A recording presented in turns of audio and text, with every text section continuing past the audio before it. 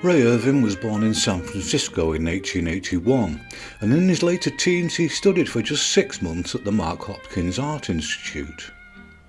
Soon after, he started his professional life as a cartoonist for the San Francisco Examiner, and at this time he also worked as a pianist and acted in stage productions and some silent movies. It was in 1909, when he was in his later 20s, that he joined the staff of the highly popular humour magazine Life, and his career as an illustrator began in earnest. Among other contributions, he created a series of mock oriental line drawings to accompany an ongoing humorous feature, Letters of a Japanese Schoolboy, written by Wallace Irvin. There was also this isolated and far from typical painted colour cover created in the same year. Not much later, he also began a regular series of full-page tonal monochromes, using an altogether different stylistic approach. These illustrations were very similar to the quietly absurd style and mindset of the British illustrator William Heath Robinson. And on seeing them for the first time, I erroneously thought that Irvin must have been duly inspired by him. But the chronology reveals that Robinson only began pursuing this approach in his own work at virtually the same time. So the similarities may well have just been coincidental. Whatever the case, these amusing deadpan comic pieces were rendered in line and monochrome wash, and were almost invariably scenic compositions involving multiple characters to reward the viewer's interest. And although nobody seems to know the actual year, it was also around this time that Irvin was promoted to the role of art editor. So in addition to producing his own work, he was now supervising the production of all the visual content submitted by others. He did create a couple of distinctive colour covers around this time, but otherwise he confined himself to his ongoing monochrome pages, including the Japanese Schoolboy series, more for the crowded tonal compositions, and a collection of absurdist woodcut parodies of various episodes from the Bible. Each of these diverse visual approaches was executed with considerable graphic authority. When the USA joined the Allies in the First World War in 1917, Irvin served in the US Army, so it's not all that surprising that he was less prolific, although he did find time to create a couple of pieces expressing comic anti-German sentiment, and when the war had ended, he also produced this more restrained and serious-minded colour tribute to the Allies' victory. It was also in 1918 that he illustrated the book Philo Gubb Correspondence School Detective, written by Ellis Parker Butler. All the illustrations were created as monochrome line-only images of various humorous encounters, using heavy but tightly controlled hatching to flesh out the scenes. But it was his ongoing commitment to life that continued to occupy the bulk of his time, and in addition to his monochrome page illustrations, he was by now increasingly appearing on the cover, using a range of styles and applications of colour. And although his images were far from repetitive, Irvin was manifestly demonstrating that he was a leading proponent and exponent of the move towards modernist illustration in the early 20th century. He also continued to exploit his facility for the creation of amusing and plausible pastiches of Oriental art styles. But despite his own contributions and those of the others he commissioned, Life was struggling to keep its head above water by the early 1920s, following several not very helpful changes of ownership and editorial policy. But Irvin carried on regardless and created some of his finest work for the magazine covers at this time. And maybe with some indication of the way the wind was blowing at Life, he was also turning to humorous books, with 1923's Opera Guide by Newman Levy, for which he produced a collection of monochrome spoofs of famous operas executed with tightly controlled ink application in both full-page and spot formats.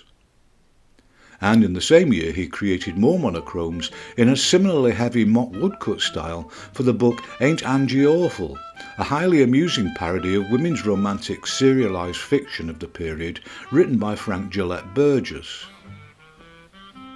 In 1924, the latest new owners of Life decided to blame Irvin for the magazine's dwindling sales, and they promptly sacked him. But it was fortunately around the same time that he was approached by Harold Ross and his partner Jane Grant to act as visual consultant on the creation of a new magazine they had planned titled The New Yorker. and not much later they hired him as a staff artist and art editor, although he was never actually given that title.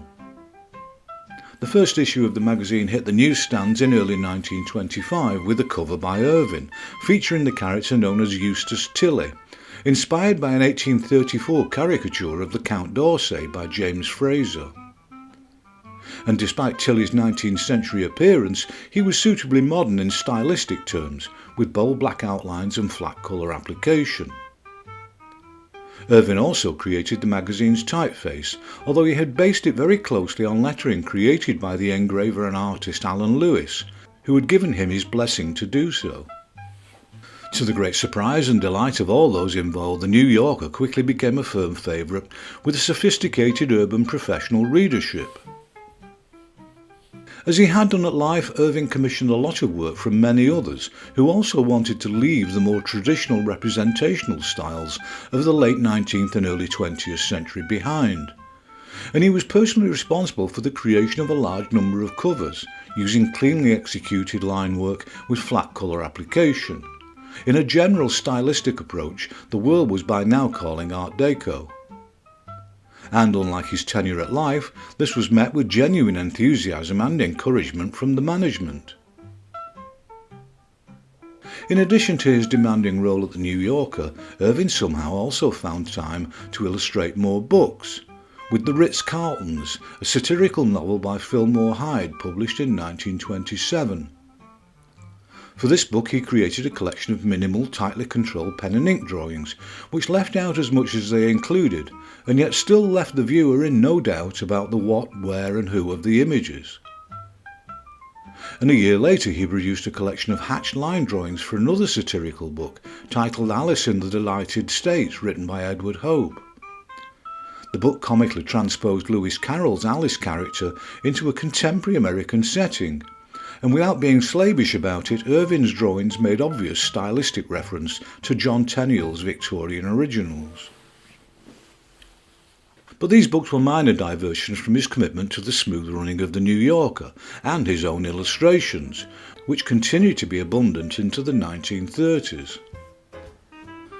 Within a fairly short time he had evidently become one of the most frequent and popular illustrators to grace the cover, and they were increasingly prominent among others whose job was to attract readers at the newsstands. All his images were reliant on line work of varying weights and remarkable grace, and although, as is so frequently the case, I found no definitive information, it's fairly obvious he was applying either watercolour or gouache both flat and tonally. And his continuing fascination and facility for pseudo-Japanese image styling continued to be prevalent in his work for the New Yorker, with several covers demonstrating his prowess with the humorous application of its inherent aesthetic charms. Although he was more than occupied with his role as editor and leading cover artist, somehow Irvin also found time to be similarly prolific with the production of line-only monochrome humour for the magazine's pages. Most ran across double-page spreads, but there were others produced as single-page sequences.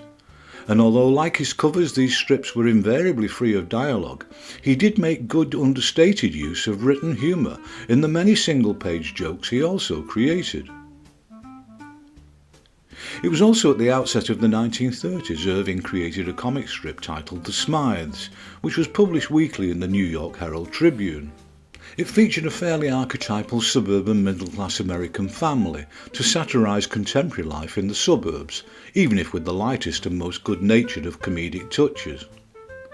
Each instalment ran over a full page with a dozen square panels, and although there was plenty of dialogue which formed the essence of the humour, Irvin allowed the lettering to emanate from his characters without benefit of speech balloons.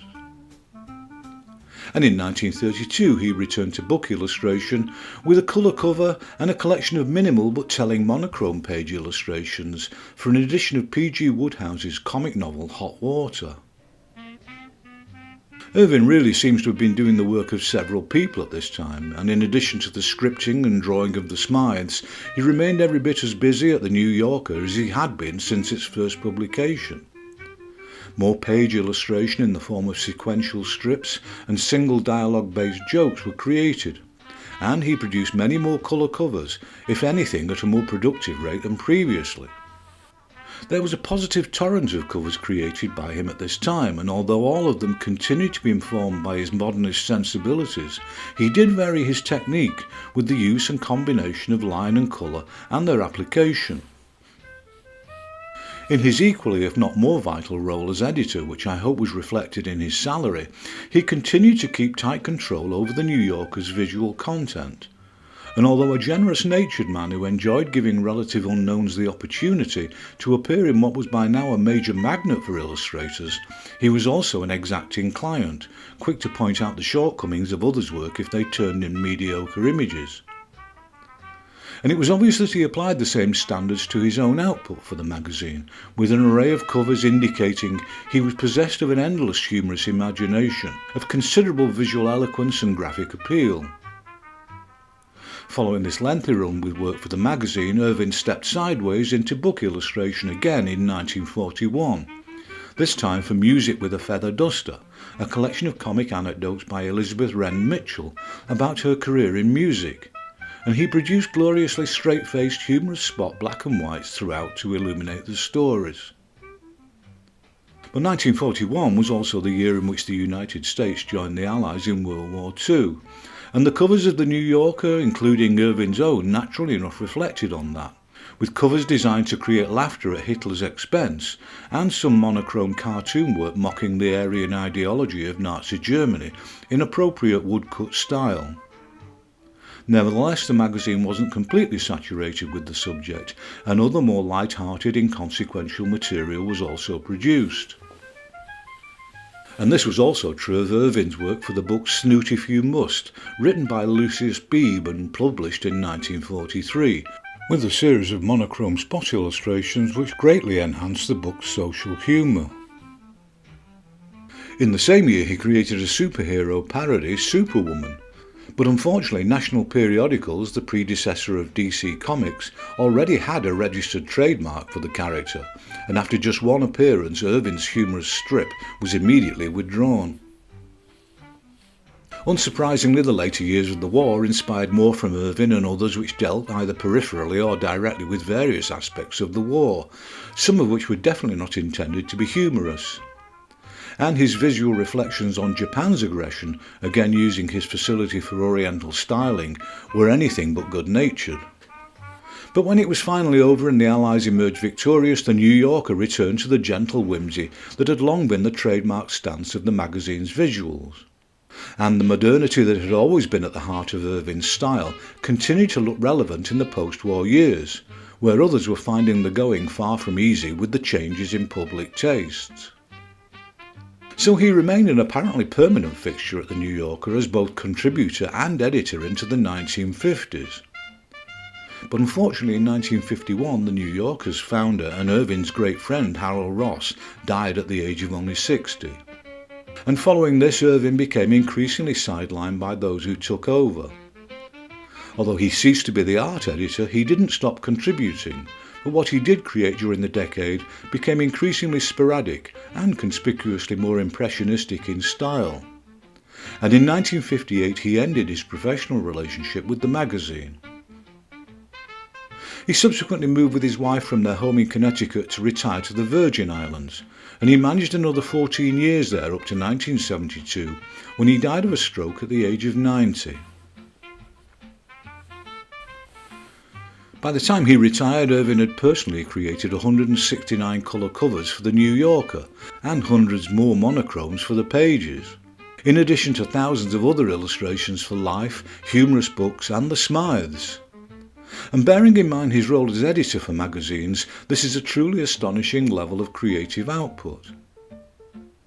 The writer and cartoonist James Thurber, himself a stalwart of the New Yorker, is quoted as saying, "Rea Irvin did more to develop the style and excellence of the New Yorker drawings and covers than anyone else." High praise indeed, and very much endorsed by others, including me. So to end this tribute, here are a few more examples which should put a smile on your face, and if they don't, you should probably check your pulse.